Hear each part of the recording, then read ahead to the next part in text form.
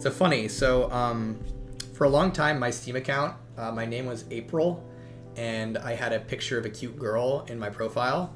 And so a lot of people would ask me like, August, are you a catfish? What are you doing? And what I was doing is we had a group of guys who played Counter-Strike, and it was 4 of us, and it was 1 girl. And so there's 4 dudes and 1 girl. And the girl, she had a picture of herself as her profile picture, and she had a girly name. So she wasn't hiding that she was a girl. And, you know, she'd get, like, attacked a lot for playing Counter-Strike. People would treat her really, really poorly. And so what all of the guys did is we all changed our profiles to be girls, basically. So that at least it was, like, a team of girls, and then people would stop targeting our friend specifically. And so it was just we were just a bunch of girls playing together, and that actually made things a lot better for our friend.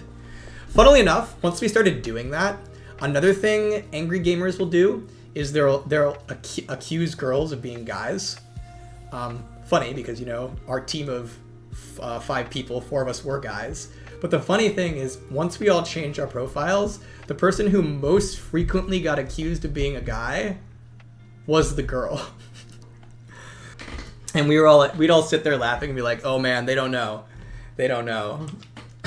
But yeah, so for a while I was April Catface on Steam and playing Counter-Strike.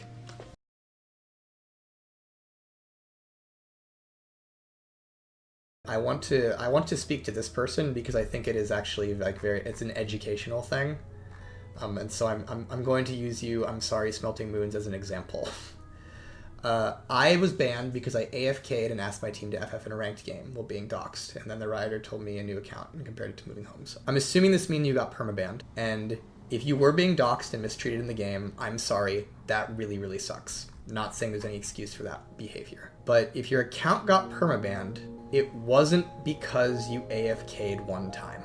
It's because you exhibited a pattern of behavior. And so while the support ticket might have been like, hey, here's a game that you got banned in, if your account was perma-banned, it is because you exhibited a pattern of behavior. We do not ban people for singular AFKs. We do not perma-ban people for like singular things unless they're very, very serious, like cheating or scripting or, you know, saying a ton of slurs, stuff like that. Bans are a ramping thing, right? They go up over time. And so if your account got perma-banned for going AFK once, I guarantee you it wasn't going AFK once. It was for a pattern of behavior. And that's the difficulty with bans. Not the difficulty, but that's the thing about bans, right? Like an initial ban, like, you know, if you got banned for a couple days, that's different. That's like a warning, right? But by the time you get to being perma-banned, it's like, hey, you're not changing, right? You're not changing your behavior, and so the answer is to make it so you stop exhibiting that behavior in the game by permaban. That's kind of the idea. We did this experiment years ago. I think it was pretty wild. We unpermabanned people. We were like, hey, have you been permabanned? We want to give you a chance to reform. So talk to us and we'll unpermaban your account and we'll monitor your account. And I wonder, I need to find the statistic here. Here we go. Here it is. Have you tried asking cheaters nicely to stop? This is cheaters, not necessarily permabans. We once let cheaters submit handwritten apologies for unbans. Some promised to stop, and 91% of the unbanned accounts were banned again for scripting within the next 6 months. So this isn't behavior based, but this is like cheating based.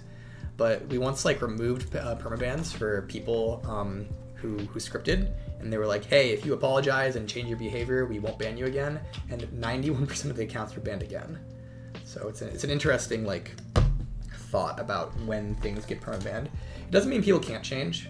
Smelting Moons, I just came out of a 2-week ban because I picked Ezreal mid and the 80 carry asked me to go mid, and I said no. Every time their support roam mid and kill me, they type Psy, which admitted they did 3 times. In the final I said, please stop being passive aggressive, stop, it's annoying. After the 2 weeks was what I wanted to be my best behavior.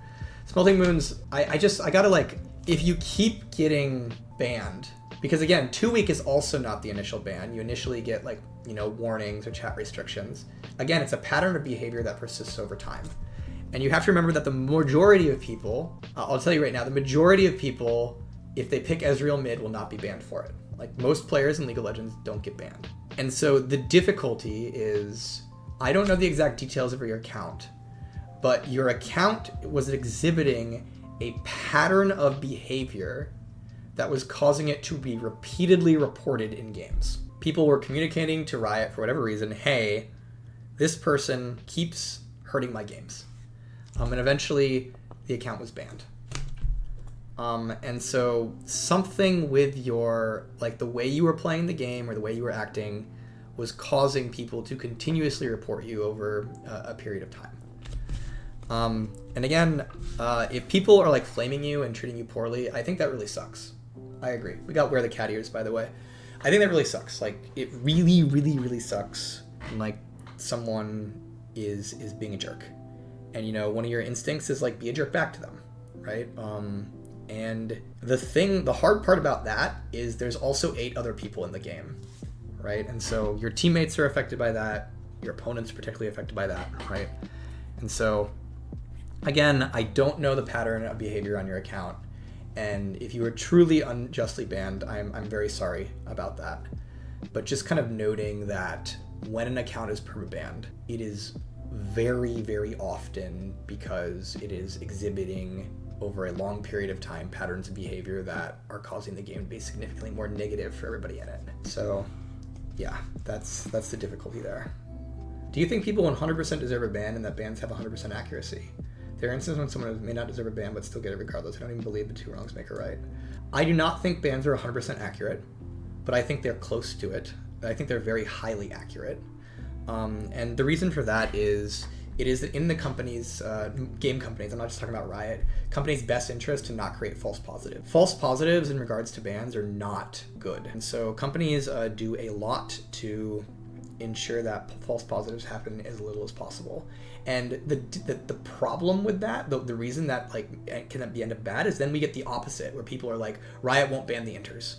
I've talked about this a lot on stream, where people would come in and be like, Riot, why don't you ban the INTERs in my game? That guy went 0-10 top. And it's like, the problem with just banning the INTERs is that, well, some INTERs are very easy to see. The Rammus who rolls it down mid goes 0-30, right? A lot of INTERs are hard to distinguish from players who are genuinely trying to win the game. And so it is very possible that if our system is too strict on INTERs, it'll just start banning innocent players. And that's why generally you're probably going to see a lot more sentiment that Riot doesn't ban the INTERs. And it's not because we don't care. It's that because the complexity there is you don't want false positives. And by the way, we get them sometimes. The Baus gets banned a lot. And one of the reasons the Baus gets banned, even though he's genuinely trying to win the game a lot of the time, is because it is very hard to distinguish his winning strategy from intentionally feeding, right? And so like that's the complexity when bans come up. And so I would not say bans are 100% accurate. I think that's impossible. But I'd say they generally are very, very accurate. And I would say players that are shown to continuously create game states where people don't enjoy the game and don't want them in it are, usually worth banning. Unless, of course, it's something like, I pick Teemo top and try to win with it and people don't like me playing Teemo top. There's like some challenges with like a game like League of Legends where a lot of players are like, very rigid in what they think is meta. And like one thing we don't want to ban players for is like picking something off meta and genuinely trying to win. And by the way, most players who pick off meta stuff and genuinely try to get they're not going to get banned. So, that's fine.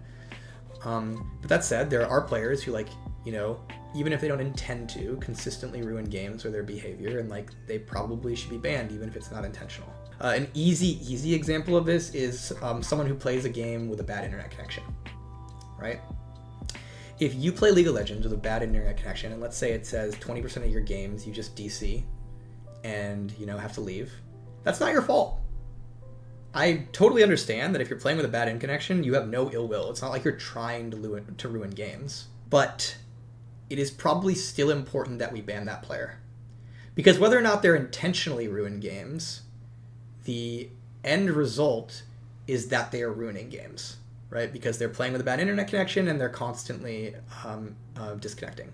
And so that's why we have things like Leverbuster and we like detect AFKs. It's like, you know what? If your power goes out once, yeah, that's fine. We're not going to ban you for that. We know that, life happens and sometimes you're not always going to be able to finish a game, and does it suck for your teammates? Yeah, but we get it. We understand that like you're never going to be able to have like, you know, perfect connectivity.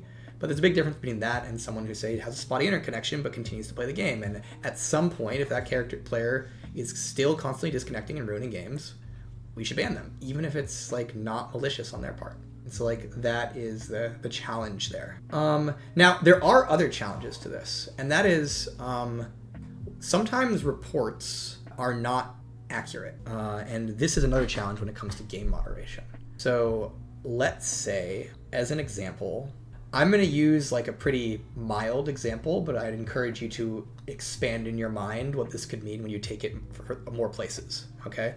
Let's say the game's community really dislikes Teemo mains, okay? And a large portion of the game's community, for whatever reason, will just report Teemo players on site. Even if those Teemo players are trying to win the game and, you know, are totally fine and, you know, not hurting anyone, just playing the game. But it's just, it turns out that if you're a Teemo player, you're highly likely to get reported just because you play Teemo. You could say, well, if they're reported every game, you should ban them, right? And it's like, well, you probably shouldn't ban a person for just playing Teemo, right?